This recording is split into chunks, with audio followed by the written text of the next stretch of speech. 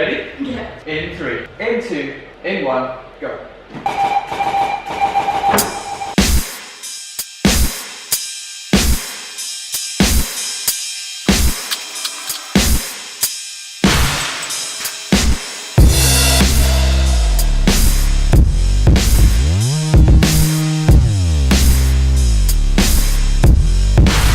What's up everyone, welcome to my YouTube channel where we do behind the scenes videos and photography chat. This morning we're shooting in the studio, early doors, 20 past 8.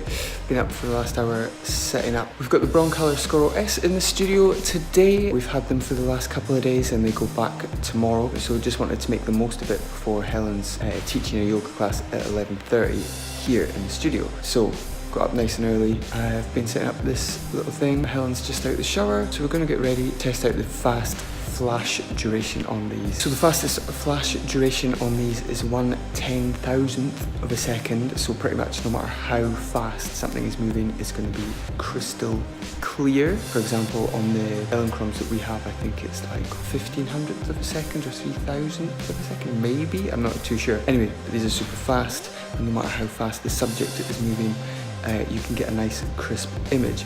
Also, the recycle time on these is super fast, so you can shoot lots of images consecutively. But Helen and I have shot some gifs in the past, but these will actually work out really well for that because we can shoot a lot of images and it'll look quite cool. So we're going to try it out over the next couple of hours. I'm also going to record some audio and lay it over the gifs, and hopefully it turns out all right. There she is! We actually tried shooting some stuff with these lights the other day and we shot some gifs, but we're going to try something a little different today. I also tried long exposure with multiple flashes, because what you can do with the bronze is you can schedule them to shoot sequences of up to, I don't know how many it is, 30, 40, 50 frames, and you can set the interval. So you could set the interval to 0.01 of a second, and then every 100th of a second just has to be in a really dark environment. I will put up some of the results that we shot from the other day. I'll put them on the screen now. So you can see that the green background is kind of showing through Helen's arms there, and I just think if we were on a black background and if I had a little more control over the light, we might have got somewhere closer to the desired effect that I was after. But it's all a learning process, and next time I'll just try and control the light a bit more.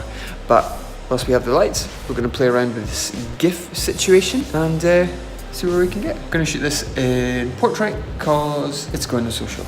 Oh, and I might run through a little social workflow for GIFs and images at the end of this video too. Ready?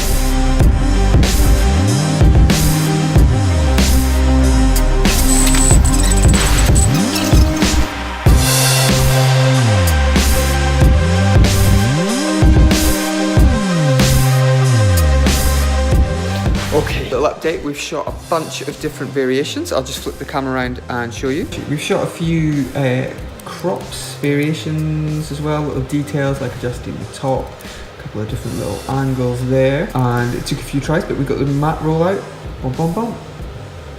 And then we shot some details of like breathing and things. We're just figuring out like how to wrap it up, because we want the GIF to end as it started, which was with just our empty white space. So we're going to run through Helen maybe rolling up her yoga mat. And what I'm going to do differently this time than the ones we shot, actually in the last video I went through this.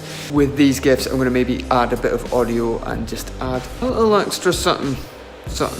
About 25 past 10, so we've got an hour to pack up here. GIFs, I think, looking on the screen on the laptop, are looking banging, so pretty happy with that. I'm gonna pack up and I will see you when I'm at my laptop and we're going through all this.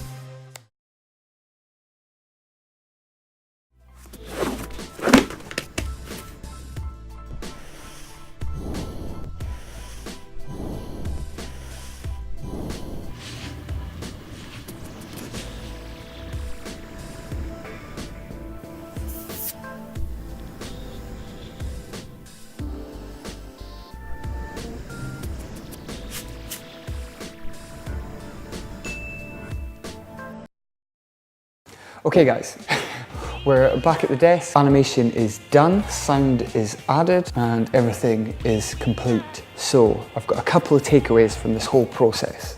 Firstly, it was the obvious one, which was that the Scoros are super high quality.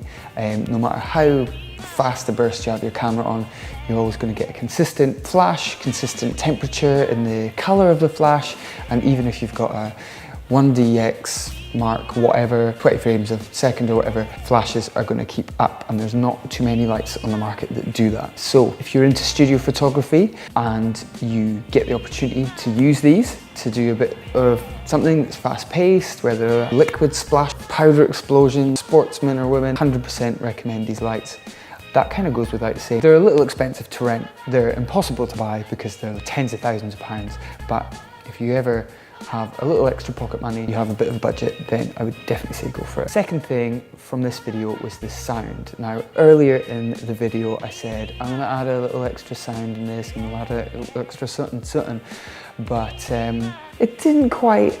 I mean, the sound's all right, but it's probably the bit I'm most disappointed with. I was going to do it myself, but I thought I would try a little experiment and reach out to someone on Fiverr, 2hours.com. Now, if you're not familiar with Fiverr, it's basically a platform where artists and creatives and pretty much anyone can offer their services at particular rates. So you can find people at a cheaper rate, or you can find people offering their services for the more boring jobs, such as transcribing YouTube videos and things like that.